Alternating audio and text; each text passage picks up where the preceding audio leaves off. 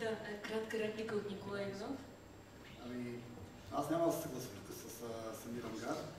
Ако службите си бяха свършили работа, нямаше да има атентатите всъщност. Значи, сами по себе си разкриването на тези клетки, участниците, които са били в тези клетки, не означава абсолютно нищо. Това е тичане след вятъра. Защото всяка една терористична клетка, тя е много малка структура. Значи. Тя се състои от обикновено между 3 до 7 човека. Тя е абсолютно автономно независима. Тоест, в момента, в който тя е извършила своята задача, тя представя да съществува. На практика, разкриването на участниците или хората, които са подпомагали тази терористична клетка, тези хора, това абсолютно нищо не означава. Тоест, ние вече сме спрели, т.е. установили един процес, който се е случил. Точно тук идва трудността, защото всичките тези хора, всичките идеолози, които стоят които ръководят тия процеси, те не са тук, те не са във Франция, те не са в Белгия. В повечето случаи тях не ги знаем. Както сам казах... Puis-je répondre en fait à l'argument de mon collègue? Да, заповядайте. Oui. Alors, moi je pense qu'on a souvent effectivement le contexte sécuritaire et la situation en Europe nous incite, si vous voulez, à taper sur le dos des services de renseignement en disant finalement ils ont mal fait leur travail en raison des attentats de Bruxelles et de Paris. Il me semble qu'il est important de positiver et de voir que finalement on s'attarde effectivement sur les attentats qui ont pu être réalisés, mais on oublie souvent la cohorte d'attentats qui ont réussi à être déjoués par l'efficacité des services de renseignement. Сега аз ви предлагам да чуем въпроси от аудиторията, за които имаме, може би, 15 до 20 минути, за да се вместим в рамките на тези 2 часа за събитието. Нека да ви дам думата. Има микрофон, важен е микрофона за преводача. Ще ви помоля да се представяте. Заповядайте. Bonjour, je m'appelle Gabriela, j'enseigne sciences politiques à l'Université Lumière. J'aurais deux questions à Samir Anga. La première, qui a été déjà partiellement abordée, c'était la radicalisation qui ne se faisait plus dans les mosquées. Et on a un peu abordé la question de l'influence salafiste. Est-ce que vous avez des données sur ces environ 3000 Européens qui sont partis en Syrie, combien ont été radicalisés dans une mosquée par un imam salafiste? Et la deuxième question concerne le processus inverse. Ceux qui souhaitent revenir ou ceux qui, à un moment donné, ont changé de trajectoire, c'est-à-dire le début de la déradicalisation. Est-ce que vous avez plus d'informations sur les facteurs qui amènent à la déradicalisation? Merci. Alors, je réponds à la question ou j'attends le tour des questions? Да, въпросът беше директно зададен към вас. Можем да очакваме на вашия отговор сега, да. D'accord. Je vais répondre tout de suite et de façon très synthétique pour laisser la place, on va dire, à mes collègues de répondre et au public de poser des questions. Très rapidement, si vous voulez, la question de la déradicalisation et du désengagement se pose avec une grande acuité à l'heure actuelle. Et il y a, si vous voulez, 2 grands facteurs qui conduisent, si vous voulez, des jeunes à quitter des organisations djihadistes alors qu'ils les avaient intégrées quelques mois auparavant. Le premier facteur, c'est une sorte de désillusion islamiste, c'est-à-dire que ces individus qui décident de partir en Syrie le font avec l'espoir de vivre dans une société qui fonctionne de façon islamique, où régnerait la fraternité islamique. Or, ils constatent qu'il y a une sorte de décalage entre ce qu'ils aspiraient, ce qu'ils rêvaient, et ce qu'ils constatent au quotidien. Donc une sorte de dégoût islamiste lié à leur espérance qu'ils voient complètement décliner et disparaître. Ça, c'est le premier élément. Le deuxième élément qui explique, si vous voulez, ce désengagement, c'est lié en partie non pas à l'idéologie, mais plutôt au mode de fonctionnement interne de ces sociétés et notamment de ces cellules djihadistes. Un certain nombre d'individus vous expliquent qu'ils ont décidé de quitter le djihadisme, non pas parce qu'ils ne se reconnaissent plus dans les idées, mais parce qu'ils voient que ces mêmes djihadistes ou les responsables djihadistes ne fonctionnent pas selon, non pas un processus démocratique, mais parce qu'ils ont un mode de fonctionnement autoritaire tel qu'on constate bien souvent, selon leurs propos, des luttes fratricides. Je me souviens d'un entretien que j'ai eu avec un individu qui était un ancien djihadiste qui me disait, voilà, moi, je suis revenu en France parce que je faisais partie de l'État islamique et je voyais que l'État islamique ne combattait pas le régime de Bachar al-Assad, mais s'opposait au front al-Nusra, à d'autres djihadistes, et partait du principe que tous les djihadistes étaient frères et qu'ils avaient le même objectif. Donc c'était les luttes fratricides à l'intérieur même de la mouvance djihadiste qui avaient conduit ces individus à quitter le djihad. Ça, c'est, si vous voulez, pour votre deuxième question. La première, c'est les mosquées ne sont plus, il faut bien avoir à l'esprit que les mosquées ne sont plus les lieux de la radicalisation. Pour une simple et bonne raison, c'est qu'au lendemain des attentats du 11 septembre 2001, les mosquées étaient considérées comme des lieux de radicalisation et donc les services de renseignement ont axé leur surveillance sur les mosquées. Donc toutes les personnes qui recrutaient se sont déplacées et ils ont changé complètement de stratégie. La stratégie, et dès lors, fonctionne à travers le réseau interpersonnel, le groupe d'amis, la bande, le groupe de copains, et également via Internet. Mais tous les processus de radicalisation ne se font pas de façon virtuelle, c'est-à-dire qu'Internet joue, certes, mais il y a nécessairement le besoin pour l'individu qui se radicalise de s'accrocher ou de s'agréger à un leader charismatique, à quelqu'un qui dégage un aura tel qui l'incitera par la suite à partir en série. Добре, благодаря ви. Нека да чуем още въпроси. Заповядайте на първия ред.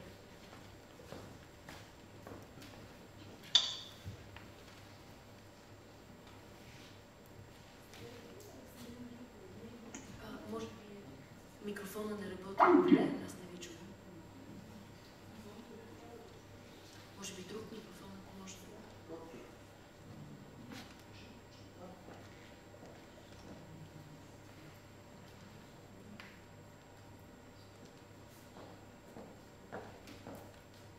Сега? Да, чуваме се. Александрина Гинкова от Дневник. Имам два въпроса. Единият към господин Иванов. Вие споменахте, че на Европа липсва механизъм за самозащита, какъвто имало преди. Можете ли малко по-детайлно да обясните какъв е този механизъм, който би липсвал? Други ми въпрос към доцент Евстатиев. Споменахте за една тенденция на хомогенизиране на ислама. Хомогенизиране в каква посока? Благодаря. Добре, ще помоля пак за бързи отговори и от двамата. Явно в режим въпрос-отговор ще работим. Това е самия механизъм, това е един вид абстракция. Какво означава? Тоест, когато човек живее под някакво напрежение, той много по-лесно реагира на някаква външна заплаха и някакъв външен проблем или т.е. на това, което трябва да кажем. Какво предвид? Че 70-те години мир, които имам предвид, т.е. човек е загубил естествената реакция, естествена това, което е сложено вътре на човек, естествената реакция за самозащита, т.е. да разпознава, т.е. под някакво състояние, да разпознава потенциалната заплаха. Защото в един интензивен период на войни, който продължава цялата първа половина на 20 век, непрекъснато човек е живял под заплахата, че всички около него са врагове. Съответно, се изгражда един инстинкт на самосъхранение, на самозащита. Тоест, когато смяташ, че около тебе са врагове. Един период, който ти смятал, че ти всъщност нямаш врагове и че от всичко относително спокойно, ти няма как да разпознаеш един процес. То е нормално. Всъщност тия процеси на радикализация, те течат вече повече от 30-40 години. Не е задължително да се стигне до крайния момент до теоретично някакъв един човек, който е радикализиран. То проблем все повече и все повече наблюдава. Какво имам предвид? Повечето европейски общества имат огромни маси от хора, било то на религиозна основа или на друга, дори социалния вече проблем, социалната, т.е. диспропорция между бедни и богати, тя е огромна. Всичко това създава един процес на радикализация, т.е. на чувство на различност и на омраза към другите. И тия процеси текат вече повече от 30-40 години. И много трудно ще бъде да се върне към един процес на липсата на това напрежение. Това е социална, религиозна основа, бедни, богати, верници, вярващи, невярващи. Това е много комплексен процес. Добре, към доцент Евстатия въпросът беше в каква посока върви тази хомогенизация? Въпросът е много хубав, но и много дълбок, така че аз ще се опитам много кратко да отговоря на сложен въпрос, за който иначе благодаря. Първо, той е свързан с начина, по който концептуализираме исляма. Една група от по-класически настроени ученици, от които и аз ще ви кажа, че исляма съществува като религия. Може да ви се стори странно като съждение, но днес много учени, обикновено в социалните науки, твърдят, че има много ислями и че няма такова нещо като един ислям. Ислям има и той е зафиксиран в иерархията от нормативни източници, които съставляват ислямската традиция, нейния фундамент. И сега, от тук, исторически винаги е имало големите центрове на ислямските общества, на ислямската цивилизация, усилия към хомогенизация. Значи, когато една група стане, когато едно ислямско общество стане прекалено хетерогенно, да кажем, спазва битови практики, както при нас в утопите, в северо-истока, където се спазват какви ли не практики, само не ислямски. Логично е, когато има реисламизация, когато има период на реисламизация, хората да бъдат върнати в руслото на исляма. За това става дума. И това, което отбелязах, че вероятно остава незабелязано за повечето, понеже много хора са склонни въобще да игнорират религията като фактор, камо ли да признаят, че религиите са различни, камо ли да говорят за хомогенизация, те причинят да говорят за разпърчатосване, така че исляма е много разнолик, нали? Което е вярно, но не е вярно само това. Вярно е, че винаги има и обратния стремеж към хомогенизация. В този смисъл това е много важно. Много важно е според мен, че днешните условия правят този процес по хомогенизация по-силен. Те го засилват чрез нали, тези неща като социални медии, въобще достъпа до много по-лесното пътуване, по-високата степен на образование. Това, че много хора са грамотни, могат да четат религиозните извори и да чрез интернет да намерят това, което им трябва, независимо от това какво ги учи местния имам или местния преподавател в държавно одобрение религиозен учебен план. Още въпроси? Първо там, след това тук.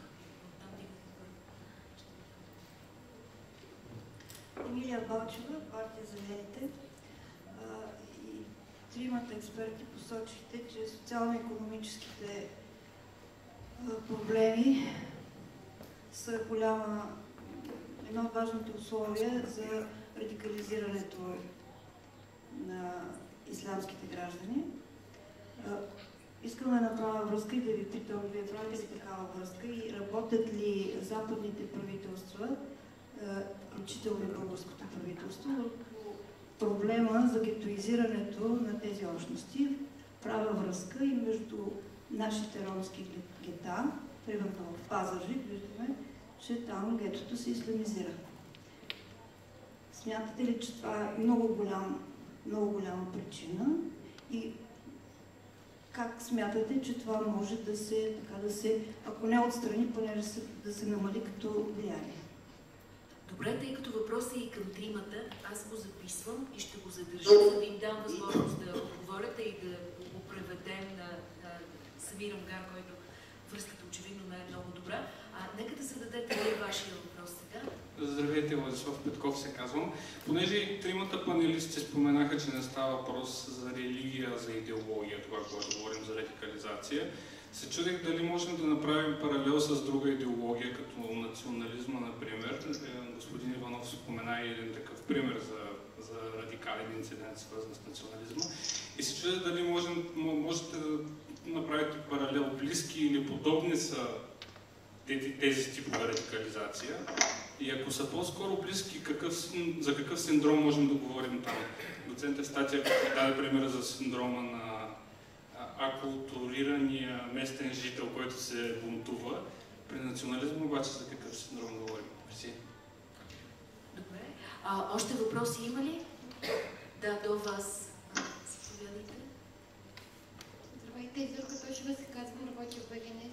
Може ли, господин Иванов, понеже вие дадохте пример от малкото, както казахте, които имате, с майка, която е дошла при вас, с момче, което има хубава работа, добре образовано, обаче започнало да се радикализира. И понеже в България поне в момента няма такива данни, поне официално, и поне аз не съм чула за тях, да ни кажете това момче как се е радикализирало и дали въобще има други такива данни, защото до сега знаем само за гетото в Пазарджик. Благодаря. Така, втори път споменаваме името на този град, Пазарджик. Още въпроси? Използвайте момента, защото след малко ще спра с въпросите. Тук на първи ред и там.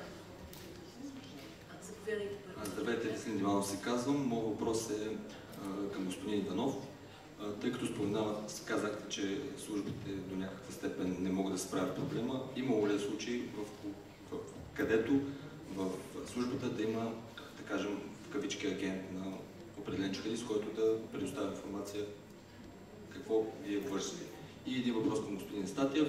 Господин Статиев, според вас смятате ли, че политическата сигурност е в основата на всяка една война, да кажем така? В смисъл, политическата сигурност, която иска да се наложи в Сирия и това, което иска да направи Ислямска държава, така да го кажем образно, иска да даде право на хората там да по някакъв начин да... без този въпрос да иззнете. Добре, там имаше още един въпрос.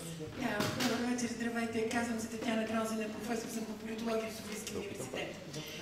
Въпросът ми е към господин Амгари, но също и към останалите участници в дискусия. Последните 4 години живях и работих в Централна Азия, където интервюрах 57 човека, които са се присъединили към Ислямска държава и в последствие или излежаваха своите присъди, или очакваха тези присъди. В интервютата, които направих като един от факторите за присъединяване към Ислямска държава, се очерта обстоятелството, че салафизма, който представлява привлекателен за тях, и тук ми се струва, че въпросът е защо е привлекателен, им дава чувството за свобода и за непосредствена свързаност с Бога.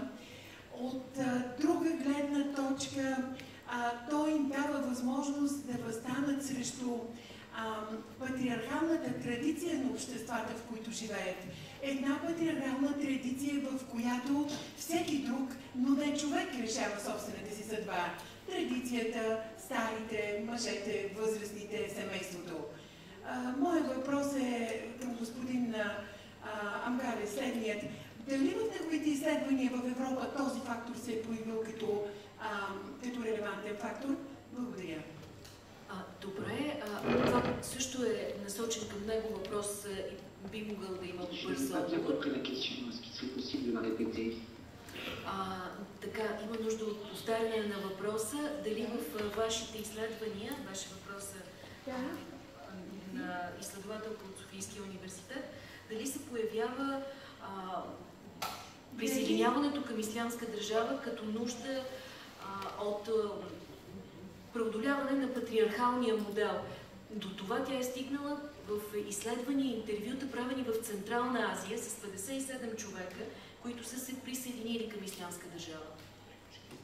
Всъщност въпросът, да го повторим още веднъж, представлява ли салафизма привлекателна алтернатива за това, защото дава възможност младите хора да въстанат, младите и гневните, както вие казвате, да въстанат срещу стриктната роля на патриархалното общество, в което те са всичко друго, но не и творци на собствената си съдба и живот. Благодаря. Oui, alors oui, on peut comprendre, si vous voulez, les processus de radicalisation et l'attrait pour le djihadisme en particulier et pour le salafisme en général comme un moyen d'exprimer une sorte de révolte générationnelle. Il faut bien avoir à l'esprit que la grande majorité des personnes qui sont séduites par ce type de discours sont des jeunes de 18 à 35 ans. Et la particularité de ce discours, c'est qu'il donne, si vous voulez, un cadre théorique pour exprimer la révolte à l'égard des parents, mais également donne un cadre théorique pour exprimer une révolte vis-à-vis de la société, vis-à-vis des valeurs dominantes que l'on ne considère pas comme islamiques. Chose extrêmement intéressante, c'est que j'ai vu, lors de mes différents entretiens que j'ai pu réaliser avec ce type de personnes séduites par l'islam salafiste, l'absence notable, et c'est quelque chose qui revient régulièrement, de la figure du père dans la socialisation et dans l'éducation. Soit ces individus étaient issus de familles monoparentales, soit ils étaient issus de familles dont le père ne remplissait pas les fonctions d'autorité. Donc on peut dire effectivement que le salafisme est une réaction au modèle, à l'absence de patriarcat au sein des familles. Така, значи в Европа явно е радикално различно. Така аз разбрах отговора. Сега, има ли незададен до този момент въпрос от аудиторията? Нека тогава да обединя тези въпроси, които дойдоха до този момент, и ще започна с въпроса за възможен ли е паралел с национализма. Национализма като възпламеняваща идеология, дали се движи по същите коловози на това възпламеняване, което наблюдаваме в този вариант на джихадизъм. Смятате ли, че може да се направи такъв паралел? Доцент Евстатиев? Разбира се, че може, познавайки историята, но тук въпросът е хубав, защото той е свързан с нещо, което аз казах и изглежда нашия слушател внимателно го е разбрал. В този смисъл, че има голяма разлика между начина, по който се формира по принцип ислямската идентичност и по принцип тази на европейците, при европейците, националния, етническия момент е водещ при мусулманите. По правило е ислямската идентичност. Ето, например, според последните социологически изследвания, 86% от мусулманите в Великобритания на първо място се определят като мусулмани, на второ място британци или каквито други смятат, че са. И така нататък. Това е логично, защото исляма е просто така изграден, такава е цялата му история, доктрина и така нататък. Християнството е съвсем различно в това отношение. Разбира се, то може понякога да вдъхновява и политически действия, и го е правило през историята, било е използвано за такива цели, това е ясно, но по правило, още от предмодерната епоха в Европа водеща е етническата националната идентичност. Затова аз смятам, че ако говорим за раждаща се радикализация, така да използваме проект, нашия термин тази вечер на европейци, ние може да очакваме тя да бъде не върху християнска основа, защото християнството е религия различна от исляма, а върху национална основа. Ние вече забелязваме тези тенденции с появата на десни движения, с активирането.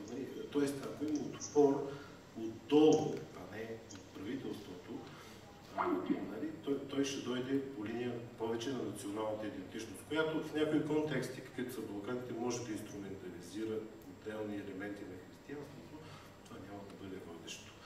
Просто то ще бъде част от националната идентичност. И много е важно тук това, което във връзка с този въпрос, искам да уточня, че не, аз през цялото време говорих за религия. Аз не влагам нещо негативно, думата идеология. Аз разбирам това, което господин Иванов има предвид, когато прави разлика, но той в случая си служи с един политически дискурс, който, защото той принадлежи към една държавна служба. Аз не си служа с политически дискурс, академичен. През цялото време исках да покажа, че основният фактор за радикализацията е определен тип религиозност. Разбира се, тя в случая се опира на конкретна религиозна идеология, това не означава, че тази идеология не е ислямска. Напротив, тя е ислямска par excellence.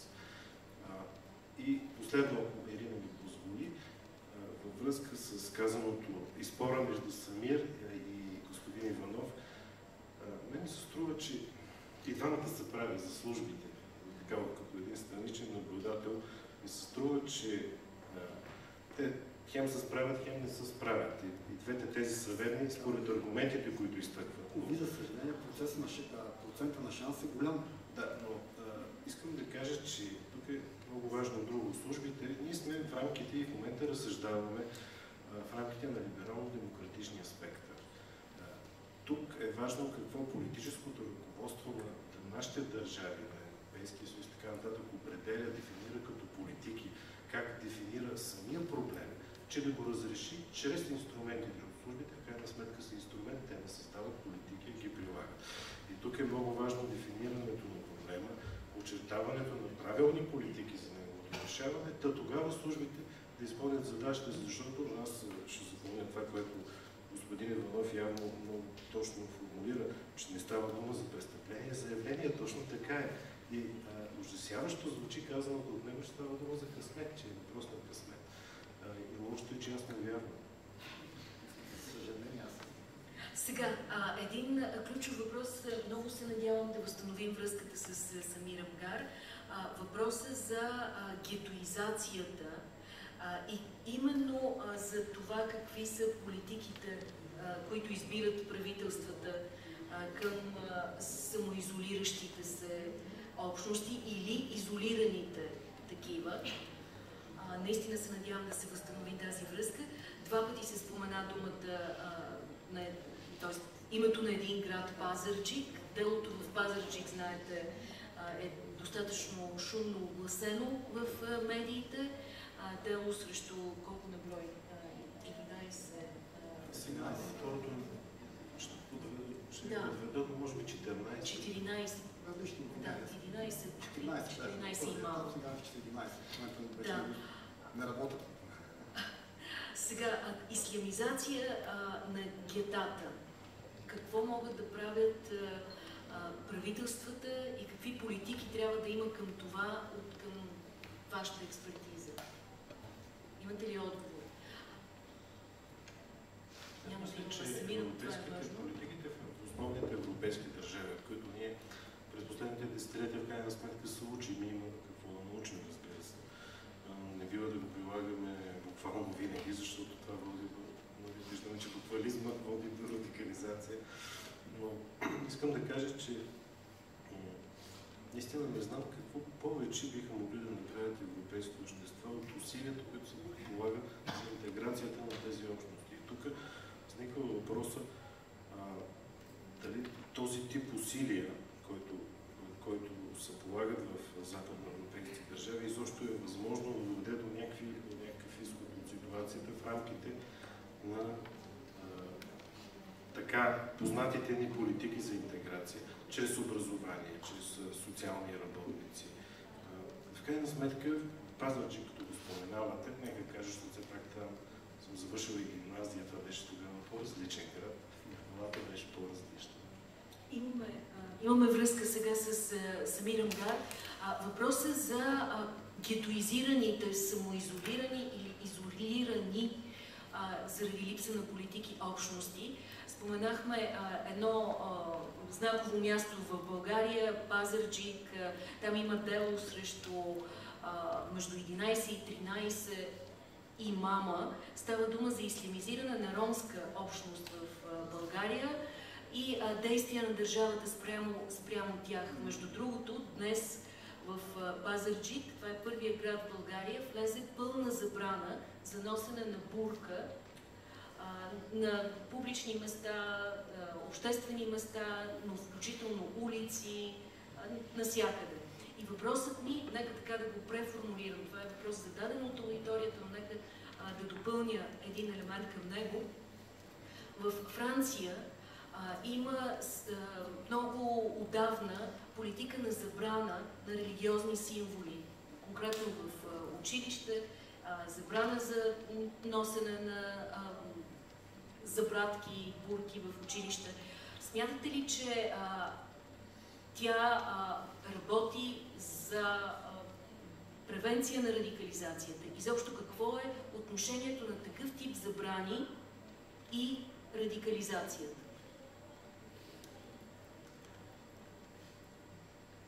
Alors, il me semble qu'il est important d'avoir l'esprit que, du moins pour les autorités françaises, ces mêmes autorités françaises ont établi une sorte de continuum entre radicalisation religieuse, autrement dit affirmation du primat de la religion sur toute autre forme d'appartenance, notamment citoyenne, Autrement dit, c'est une radicalisation qui incite l'individu à se communautariser et à fonctionner en vase clos. Il ne va pas reconnaître les valeurs dominantes de la société, mais il ne va pas pour autant commettre des actions violentes. Ça, c'est la radicalisation violente. C'est une pratique religieuse ultra-orthodoxe, orthodoxe de l'islam.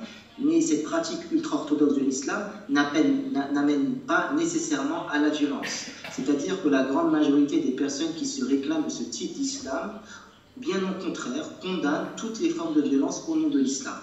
La grande majorité des salafistes français vont vous expliquer que ce qui se passe en Syrie n'a rien à voir avec l'islam. Et pour s'en convaincre, il suffit d'aller sur Internet pour voir les différents sites salafis en langue française et en langue anglaise qui condamnent ce type d'exaction en se fondant sur les fatwas du grand mufti d'Arabie Saoudite, qui dit tout simplement que le djihadisme ne relève pas, du moins dans le cas syrien, ne relève pas du djihad. Ça, c'est un élément, si vous voulez, fondamental. Et je pense qu'il est important de découpler les deux. Ce n'est pas parce que vous vous radicalisez, ce n'est pas parce que vous portez une barbe, ce n'est pas parce que vous portez un voile, ce n'est pas parce que vous portez et vous fréquentez de façon assidue la mosquée et que vous commencez à avoir des discours assez critiques à l'égard de l'État que vous allez opter par la suite pour la violence. Alors, de manière très schématique, ce n'est pas parce que vous commencez à fumer que vous allez tomber dans la drogue. Ce n'est pas parce que vous buvez un verre de vin par jour que vous devenez pour autant alcoolique. Et bien pour le problème de la radicalisation religieuse et la radicalisation violente, c'est exactement la même chose. Все пак, как действат, какъв е ефекта от мерките, които предприема светската държава за ограничаване на религиозното присъствието на религията, да кажем, в училище, върху радикализацията? Има ли връзка? Трябва ли да търсим връзка между двете неща?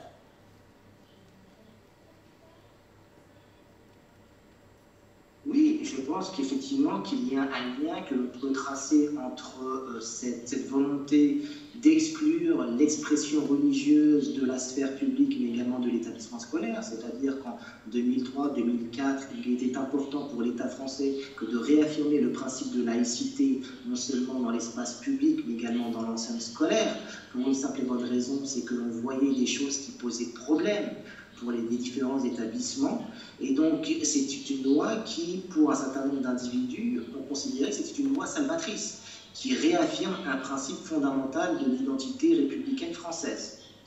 Or, cette loi, avec du recul, a eu des effets contre-productifs. C'est-à-dire qu'elle a, dans un premier temps, empêché, les personnes qui voulaient continuer à porter le voile se sont déscolarisées. Ces mêmes personnes ont décidé, en se déscolarisant, de se déscolariser, de se tourner vers un islam beaucoup plus rigoriste, et ces mêmes individus se sont désocialisés.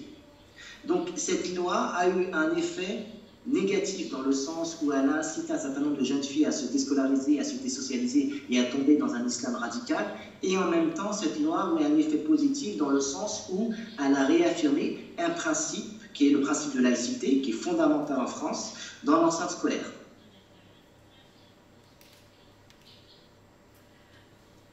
Благодаря за този отговор. Искате ли вие да участвате в отговора на този сложен въпрос наистина? Принципно съм съгласен с това, което каза Самир Амгар и нюанса, който той прокара. Аз понеже говоря българска публичност и хората, които слушат по правило, би трябвало да знаем, че аз винаги прокарвам също този нюанс. Но това, що се отнася до, имам предвид нюанса между малцинството, за което той винаги говори. Това е важно да се казва и трябва да продължим да го правим. Що се отнася до конкретния въпрос за гетата, аз мисля, че основният проблем е свързан с автосегрегацията. Това е автосегрегация, това не е маргинализация поради политиките, които водят европейските демократични общества. В един момент може да се получи съчетание между поради възникналото неразбиране, сблъсъка на ценности и така нататък, който да засили процеса на автосегрегация. Но смятам, че по същността си това е автосегрегация, а не целенасочена маргинализация от страна на европейците. границите.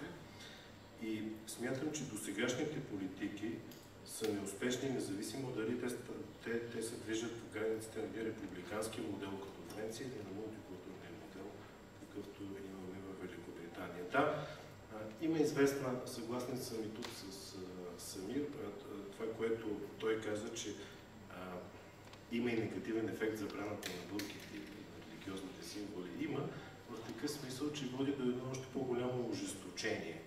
Но ние виждаме това ожесточение от такъв тип мюсюлмани и в Германия, и в Франция, които имат различен модел. Така че не би трябвало тази констатация да води до обвинение към френската политика, като в крайна сметка следва идентичността на френския народ. В случая той е свързан с републиканската идентичност. Добре, това е интересен отговор. Николай Иванов, гетоизацията в Пазарджик, исламизация на гетото? Ами, значи този казус с Пазарджик доста нашумя последните години. Аз лично съм бил част от него ангажиран. С две думи ще кажа, всъщност, като няма да разкрия информация в момента, всичко това е публично, там има един човек, всъщност, който е Ахмед Муса, който е идеология изцяло на този процес, който протича там. Всъщност Ахмед Муса е един доста харизматичен водач, бих казал. В общото голяма степен самоук, той няма религиозно образование, но просто благодарение на своето обаяние, на своя начин на говор, на поднасяне на информацията, за кратко време успява да влече един доста сериозен контингент от хора около него. Той да ни тренира до една или друга степен. Според мен на този етап проблема не е малко повече преекспониран от медиите, а реално процесът в личния етап, той беше срещу имамите процесът, ставаше въпрос за друго. Това беше един процес срещу 11 духовника, които бяха попаднали под някакво влияние над салафизма. Т.е. всички те са завършили в Саудитска Арабия, религиозно образование, връщат се тук в България, тук това в България какъв проблем. Това са млади, подготвени хора, завършили религиозно образование в повечето случаи в Саудитска Арабия. Тоест, темата една много добра база за начина на преподаване на ислям. И когато идват тук, те се сблъскаха веднага с традиционния за България ислям, с традиционните имами, които тук исляма в България основно се базира на някакви семейни правила, ценности. С две думи, повечето български мюсюлмани са точно толкова религиозни, колкото съм и аз съм тотално нерелигиозен. Стремежа към хомогенизация удариме камък. И тук се става сблъсъка между в момент едни млади подготвени хора, които, за съжаление, тук при салафизма, те започват да обвиняват останалите имами. В случая, че те не преподават правилен ислям. Поради и други причини става един конфликт, който в крайна сметка стига до напрежение вътре напрежение дори между самите мюсюлмани. Две думи иска да кажа за конвертита, госпожата тук пита който е. Той е, за съжаление, не мога да разкрия самоличността му, тъй като това е класифицирана информация. За щастие, това, което мога да кажа, че с този човек беше започнало да се работи в много ранен етап, т.е. още преди той да бъде категорично индоктриниран и самия дори той да вземе решение сам за себе си, т.е. беше на кантар да вземе решението как да живее от така нататък и крайна сметка той се отказа, дерадикализира се и не замина за страната, която трябваше да замина да продължи там своите действия. Имаше още един конкретен въпрос. Дали е добър инструмент инфилтрирането и работи ли то? Младежа, който това е интересен въпрос. Той не е интересен. За съжаление, той е много важен въпрос. Моето лично наблюдение върху повечето, аз имам така доста наблюдение върху повечето европейски служби, не европейски. За съжаление, както казах, този процес на относително спокойствие, ти за 70 години се казвам в световна война, до голяма степен са приспали вниманието на структурите, които трябва да се борят с подобни явления. Но в последните 30-40 години усилието на повечето служби беше насочено срещу престъпления, свързани, които пряко вредят върху финансовата система на държавата, т.е.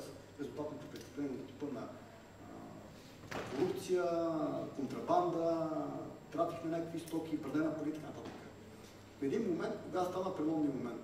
За мен преломния момент беше 11 септември 2001 година. Тогава се оказа всъщност, че един много дълъг процес от време, самите службите са разчитали основно в изключителната си част, над 90% бих казал, на оперативно-техническото разузнаване. Тоест, има го човешкия фактор. Човека, който работи на място, така наречения агент, информатор, сътрудник, както го наричате. Се оказа всъщност, че този елемент почти навсякъде липсва. За съжаление, и в нашата служба. И за така един период от 10-15 години не е възможно, за съжаление, да бъдат създадени точно добри здрави основни позиции към агентурен апарат, който да бъде максимално ефективен. Тоест, от тогава реално започна да се работи много по-силно в тази насока, да се отделя много по-сериозен ресурс, да се обръща много по-голямо внимание върху човешкия фактор. За съжаление, тук инфилтрирането на тези групи, което за радикалния ислям е много труден процес. Много труден процес, колкото съм запознат, се прави много малко успешни изкушения. В повечето случаи и успешни не се разбира за тях, тъй като аз сметка човек е предотвратил атентата. Да се каже, също това никой не разбира, както казва и Самир Ангар, за тези, т.е. ние разбираме за атентатите, които се случили по един обективни причини, а за тези, които са предотвратени, не разбираме. Идеята е тук, усилията да бъдат насочени колкото си може повече атентати да бъдат предотвратени, защото, за съжаление, те ще ги има и ще продължава да ги има. Пак възстановихме връзката с Самир Ангари, тъй като си давам сметка, че наистина това не е лесно, технологично. Нека да вървим към заключение. Само да резюмирам за господин Ангар. Един от последните въпроси беше за инфилтрирането в тези радикални гнезда, ислямистки, джихадистки гнезда. Смятате ли, че това е инструмента, който работи в Европа и в Белгия и в Франция в момента?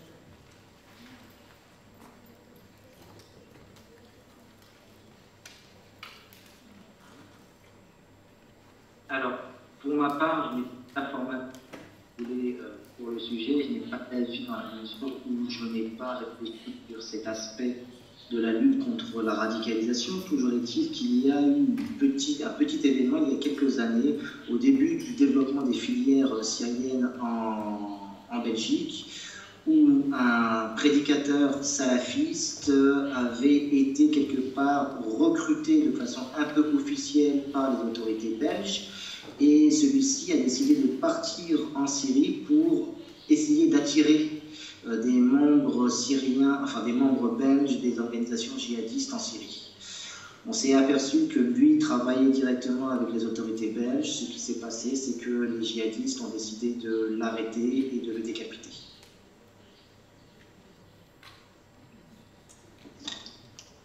Много сложна и драматична тема. Мисля, че чухме доста интересни анализи. Много благодаря за участието на доктор Самир Ангар и за това, че той беше на линия, въпреки невъзможността да дойде в България. Беше изключително интересно това, което чухме от него. Благодаря на другите двама панелисти, доцент Симеон Евстатиев и Николай Иванов, различни перспективи. Може би по едно изречение от всеки от вас за финал. Да започнем в такъв ред. Доктор Самир Ангар, преди да ви кажем довиждане, да не би да се разпадне връзката. Корените на радикализацията, познаваме ли ги достатъчно добре, за да се прави превенция на тероризъм в Европа? Оптимист ли сте? Alors, ce n'est pas parce qu'on a une bonne maîtrise théorique de l'objet de recherche que l'on étudie que l'on est capable par la suite de retraduire tout cela par des politiques publiques en la matière. Ça a été dit précédemment par l'un de mes collègues qu'il y a véritablement un gap entre les travaux scientifiques et les prises de position politiques, et il est difficile souvent de faire le lien entre les deux. Благодаря ви, че бяхте участник в този дебат. Николай Иванов, едно изречение за финал. Едното изречение е, че за съжаление всичко това, което в момента наистина в последните години, казах след 2012 година, след 2000 година, вече осъзнаваме осъзнаха повечето държави за проблема с радикализацията, без значение дали тя е на религиозна, на етническа основа, на етнос и на раса. Че това е един процес, който е припуснат в последните 50 години. Те първо започва да се работи. Според мен резултатите ще почнат, ако се работи правилно, ще започнат реално да виждаме резултати с намаляването на това напрежение в обществото. След 20-30 години бих казал, т.е. поколенията, които ще се напред. Затова борбата трябва да започне още в училище. Там на децата да им бъде обяснявано за този проблем. Това е. Добре, благодаря ви, доцент Симеонов Статиев. Мисля, че проблема, за който говорим тази вечер, както го обрисувахме, ще се засилва, ще се задълбочава. Още известно време ще бъдем свидетели на една привидна безпомощност на европейските общества да третират и да се справят с този проблем, но същевременно вътрешно вярвам, така доколкото тази вяра все пак е основана и на някакъв научен опит, вярвам, че европейците ще намерят сили да надскочат себе си след тези 70 години, за които два пъти господин Иванов спомена много правилно, да надскочат себе си и да формулират решение на проблема, като най-голямото предизвикателство ще бъде това решение на проблема да остане в рамките на либерално-демократичния спектър, да не излезе от него поради причината, че ислямската радикализация ще провокира радикализация на националистическа основа и ще избухнат конфликти, които ще доведат до съвсем друга среда. Добре, благодаря ви на всички вас, както и на аудиторията за интересните въпроси. Нека да кажа, че следващият дебат ще бъде на тема какво се случи по време и след арабската пролет.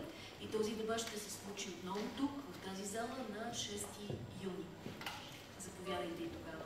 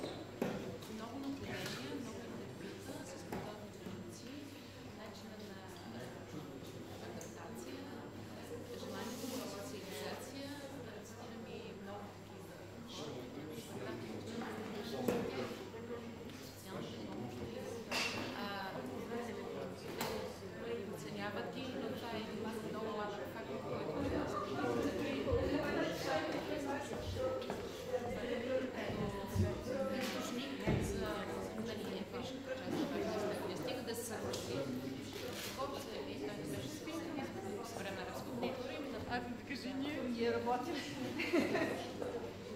Имате